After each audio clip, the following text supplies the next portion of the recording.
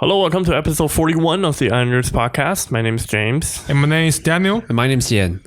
Today we have a very special guest with us. Okay, you can see it Yes, it's on the screen if you're on YouTube. It's my own pet. Okay. His name is Loser. Loser, okay. Yes. If you're listening from Spotify or audio sources, Daniel is holding his pet snake. Yeah, it's a big python. Yeah, which is not a real snake. He bought this stuffed snake from IKEA. Yes. I think, He takes it around all day. Yeah, yes. like a muffler. I even take it to the exam. Yes. Yes, so... Really? Really? Yeah. It's my lucky amulet. Okay, your lucky pet, okay? Yes, lucky pet. Okay, so what are we going to talk about today?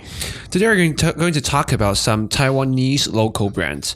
So Taiwan, there are lots of Taiwanese like local manufacturers. They make our daily commodities that we use, that we use in our daily life, and also they're very popular, I think, across Taiwanese, but maybe not that well known worldwide. So we're going to introduce some of them to you and talk about some experience and stories of ours. Yeah.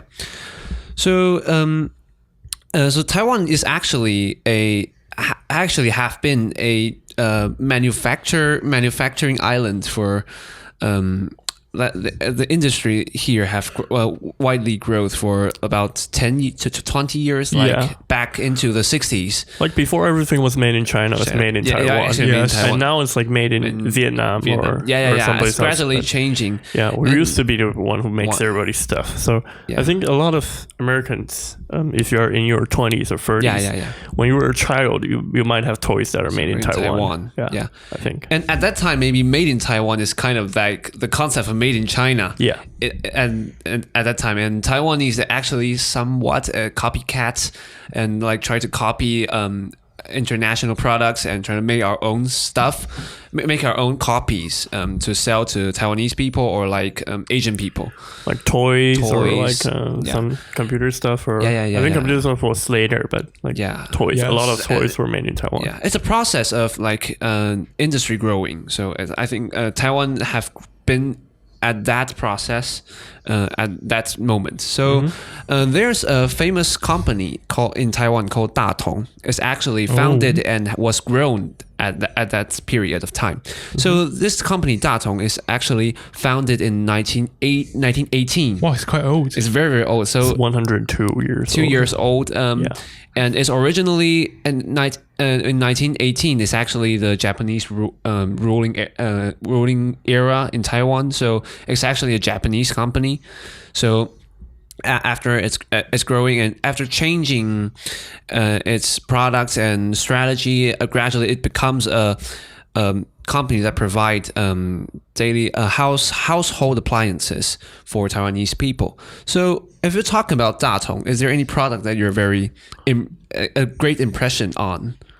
The most impressive one definitely would be the steam pot. Yeah, the steam pot. So I think every Taiwanese family own a steam pot made by Datong. Yes. And the product's starting to sell like 40 or 50 years before. And even now, they're still selling like the new version of the steam pots. But there's actually an interesting story of this because actually at that time, Datong has just become like a new household appliance maker. And this famous steam pot is actually copied from one of the Japanese products, and they just don't have any experience of making a steam pot, so they just copy one of Japanese design and trying to make their own like modify, and it becomes a really, really simple and famous, and it's quite sturdy product for Taiwanese household. So, and it's very cheap because part of that is copied. But this story just part of this story just shows the kind of how Taiwanese people have the chance to use these kind of like modern household appliances at that time when Taiwanese people are not so rich. So they can still afford because some companies just copy other people's products. Yeah, that's quite interesting. Yeah, I would say we use that at home every day. Yeah, to cook rice. To cook rice. Yeah. because I think maybe if for Western people you're not so familiar with cooking rice, but for Taiwanese people, cooking rice in ancient time is actually quite difficult. In old times, just you have to use wood. Yeah, you have to use wood and stove to cook rice, and the heat should be well controlled, and this is actually a very very hard, a very like high level skill for cook or moms to cook their rice for their family. So actually having a steam pot at that time is just very convenient for everyone. Yeah. It's cheap and reliable. Yeah, cheap and reliable. Yeah. It's still an iconic image of house appliance in Taiwan. In Taiwan, yeah. Yes. But recently, this company of Datong is not just kind of like decreasing on their prices. So yeah, we just go looking what will it become. Yeah. So there's another brand I think is also very very popular in between Taiwanese, or even if you're Asian, you may heard of these brand. It's called Athlete Bookstore, and in Chinese it's called 诚品书店. Yes. So I think it was born like right before we were born. It's like in the 1980s. Yeah. So how's your image of this bookstore comparing to other bookstores in Taiwan? Is there any special? It's one of the most famous, Famous, yeah. When you say athlete in Chinese, it actually you just mean bookstore. Bookstore. You don't have to say bookstore to other people. You just it is synonymous with the word bookstore. Yes. Yeah, so that's how it's very popular here in Taiwan. Yeah. And I think they used to have a lot of stores everywhere in department stores. Usually they will have one Athlete bookstore. Yeah. But in recent years, I think less and less people buy books. Yeah. So they're, I think, slowly declining a little bit, or changing into maybe like creative, into the creative industry, and not just in the publishing industry. Yeah. My original image of Athlete bookstores are that the book selling in these bookstores are more pricey, just a bit more price than other bookstores. So most of the time I go to Athlete books. When I was a children, I go to Athlete bookstore to read books and get some books in other bookstores. So when I was grown, I found that this is not very good for booksellers. So yeah, I've tried to take their service as part of their value. It's like a commercial library. Yeah. So they provide very good space for you to enjoy books. They have stores that open 24 hours. Yeah, 24-hour bookstore that allows you to read there overnight. Yeah, and I think normally they also have like coffee shops or beside them, restaurants in like near the bookstore. And I think they're slowly turning into like in the entertainment industry or the creative industry, not just selling books. Now they even have their own hotels. They have their own hotel. I've never heard about it. Yes, and department store also. They have their Taipei City, so they are not just a bookstore right now. They're like widening their. They have to expand their repertoire. Yeah. And also, I think this bookstore promotes arts and like something about taste or lifestyle things very, very much. Exhibitions. Yeah, and they have I think they have own cinema. Yes. Yeah, I think in Songshan, they have their own cinema, so you can watch movies there. And I think they have a whole branch of. They sell CDs or they sell albums. I think it's called the whole branch of them. They will sell these kind of things. It's not only about books, but about whole art or some creative. Yeah, I think it's like your creative industry. Yeah. Very very very cool. So there are another comparing to these kind of brands. There's another. The brands that every Taiwanese also known, but I think it's closer to our life. You can just easily grab a can daily. It's called Taiwan beer. Taiwan beer.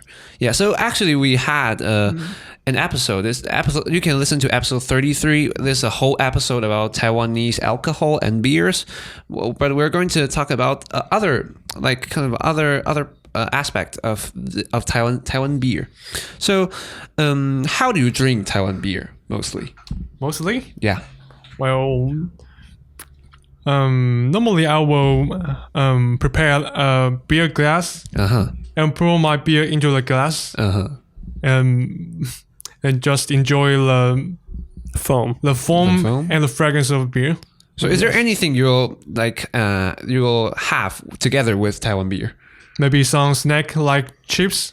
Oh, some fried chickens.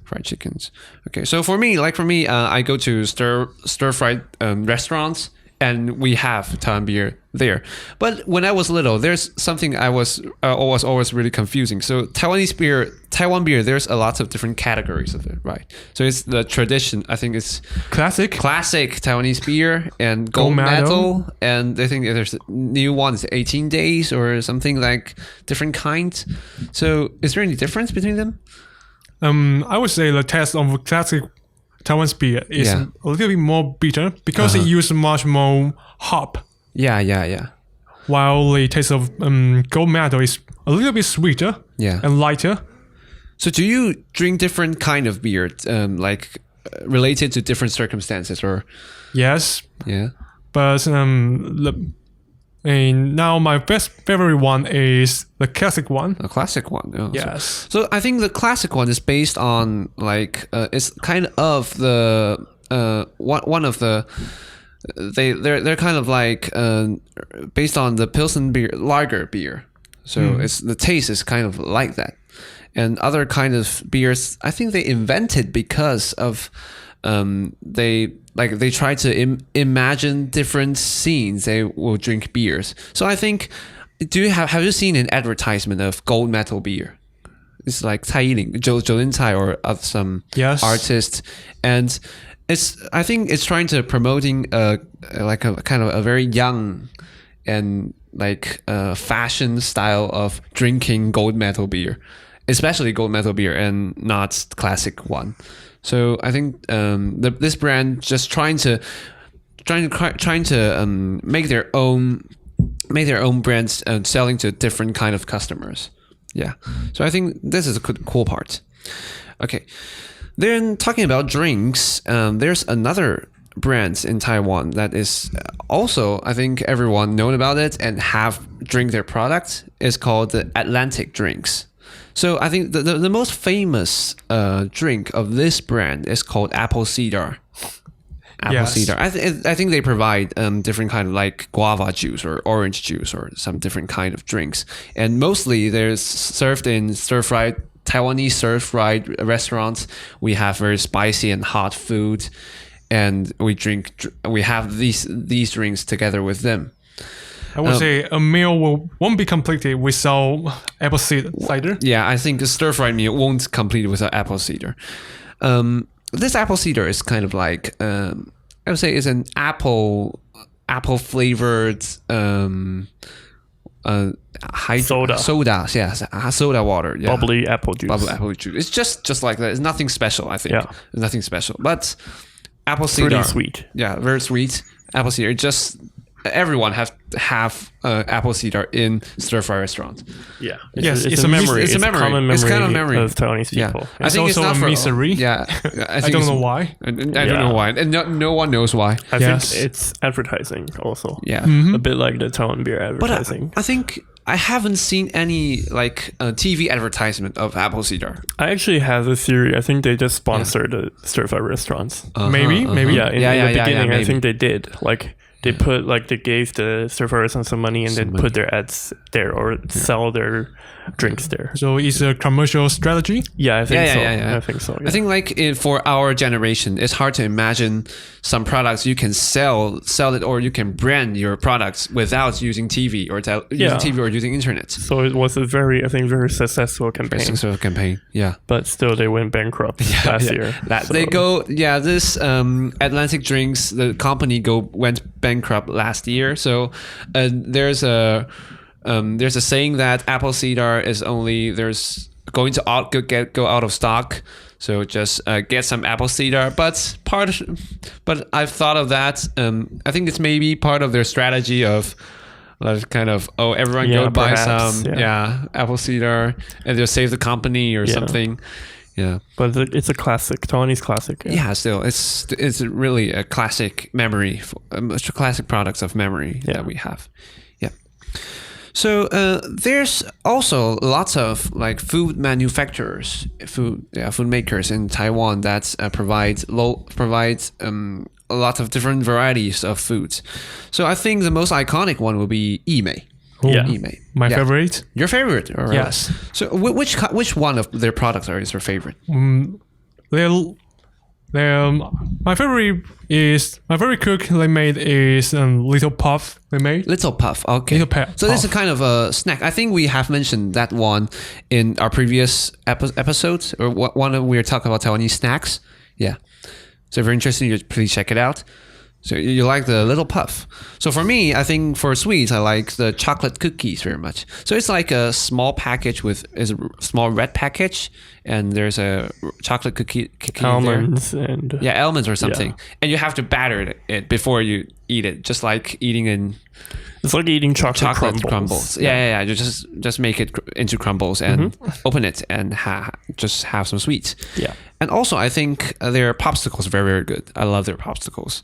And one of them, I think, it will be very special if you're not living in Taiwan or live in Asian country. There's a kind of popsicle. It's actually milk with red bean and also a kind of jelly. I think Taiwanese jelly is called hunkui. Yes. Hunkui. It's a yellow jelly. It's yellow jelly. Yeah. It looks kind of cool. And it's just chewy. Very special that you see jelly in popsicles. Yeah, but it's very good. Yeah. I think it's very good. If you come to Taiwan, just you have to try that. It tastes really good, and the texture is really special. If you're having a popsicles and there's something chewy inside, yeah. So James, do you have any Yimei products that you love very much? They have the English muffins, like one you eat in McDonald's. Do you know? It's a small one, I think. Like a McMuffin. Do you know McMuffin? Yeah. The one that you have in the breakfast in McDonald's. Yeah. So you have the muffin. Do you know that, Daniel? No. Yeah, I've heard of that. Yeah, have you ever eaten breakfast at McDonald's? I haven't ordered a muffin at McDonald's. Okay, really? It's very sweet. Yeah, the muffin. No, it's not sweet. It has like they sell those in Yimei, and then you can use it as toast, like toast. It's like toast. So you can put other kind of toppings. You can make sandwiches with it. Yeah, wow. Just like McDonald's. So I think that's my favorite. I buy it at Costco every time. Oh, that's cool. Yeah, I'll show you next time when we go to Costco. Let's go. Yeah. So there's another thing we'd like to talk about.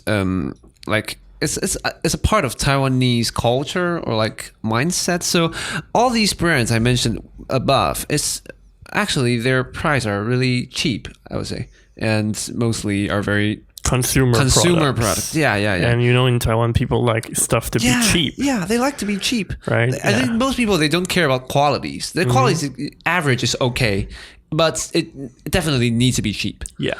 So there's a saying in Taiwan is called CP 值, but it's a bit.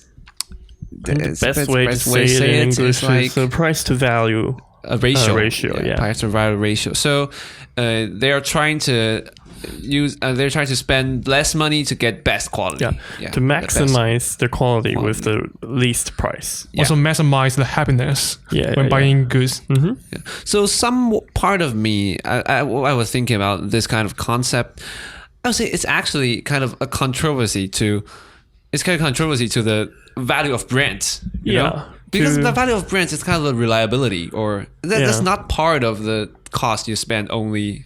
You have to spend. There is an idiom in Chinese that says like you want your horse to run fast, but you also want it to not eat any grass. Yeah, not eat any hay. So basically, it's somewhat of a contradiction. I think mostly based on kind of the Chinese traditional value, they will ask to save money. Trying to save money, and I think to be frugal. Yeah, to be. But they also want quality from them. That is very weird to me, and I always think like if you pay a little bit more, maybe then you can ask for quality. Yeah. And just a bit more, it's not that much. Yeah. So you don't count into the bits of your money, the money you're spending. I think you have to have the concept that the companies that make them so cheap, they also have to save costs. So that will ultimately you have to pay the price. Yeah. But I still kind of like I still can understand, can really understand how do they think about these kind of things, because if you, it's very simple. If you stand in those companies' shoes, if you're making products, then you can understand that you have to cut some cost to like make your product more cheaper. So definitely quality will drop. So that's the really simple concept. But Taiwanese people just hard to get that. Sometimes I feel that. Yeah. After all, everyone wants cheaper prices. Yeah. Yes. Everyone wants cheaper price, but it's just $10 or $20. It's not. That's just not that doesn't matter so much. It adds up, I think. Yeah, if you buy it for a long time. Yeah, and like generally, it will make the whole industry becoming more. They care more about cost, but not about their qualities. They make. Yeah. Like in Taiwan, with the telecom companies. Yeah. We have a very strange phenomenon that everybody's trying to make themselves the cheapest telecom. One. Yeah. And they cannot really survive. Yeah. And they're branding with we are the cheapest. We are the cheapest. We are so telecom companies are fighting each other for the cheapest prices, and ultimately they can't earn any money because it's too cheap, way too cheap for. And if they don't have any revenue for like their other services or inventing other services or making their company better, then it's not a good strategy in the long term. Yeah, in Taiwan, it's $20 per month for unlimited internet. Well, it's $20 very cheap or less. Yeah, very cheap. It's crazy to think about that. Yeah. Okay, then the next one. Okay, so there's another like brand I want to share with you about, and I think this brand you're very familiar with is called Wang Wang. Wang.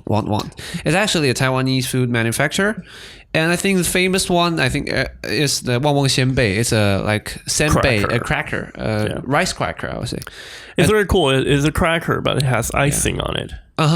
So it's sweet and salty at the same time. Yeah. So they're like the icing that you put on cake. Yeah. But they put it on rice crackers. And also another kind of, it's called Wang Wang Xiaomantou. It's a very small ball also cake. rice cake. Yeah, and for kids. It's very, very small for kids. It's very soft. It melts in your mouth, so it's safe for kids. And very sweet. Yeah. So I think kids like that very much. I still like that very, very much. But in recent years, this company, they have become very great controversies. These years. The main reason is that they kind of put their foot into media. Yeah. So they have a pro-Chinese philosophy. With the higher management in the company. Yeah. In recent years, they bought media companies. So they've been involved with a lot of tampering with the news, and then and fake accepting news money from outside powers, and then alternating the news in Taiwan. Yeah. A little bit like what Russia has done with America in the past few years. Yeah. So that's been a controversy in Taiwan. Yeah, like in recent years, the relationship between Taiwan and China have become gradually a bit tenser. Yeah. And they are somewhat in a part of this system. Yeah. So it's in great controversies in Taiwan. So Taiwanese people are promoting to each other that not to buy their products, but actually, that's. I think when you are in the industry, when you're a big corporate, then you have to think about when you buy media outlets. If you have the influence, transparency, and you should be fair when you publish your own news. Yeah. So. Yeah, I think that's all for today. Today we're talking a bit more about commodities. Next on Saturday we'll talk a little bit more about our technology industry, which is very famous internationally. Taiwan. A lot of brands that are, across the world are international brands. Yeah, and so we'll talk more about that on Saturday. Okay. So we'll see you then. Goodbye. Goodbye.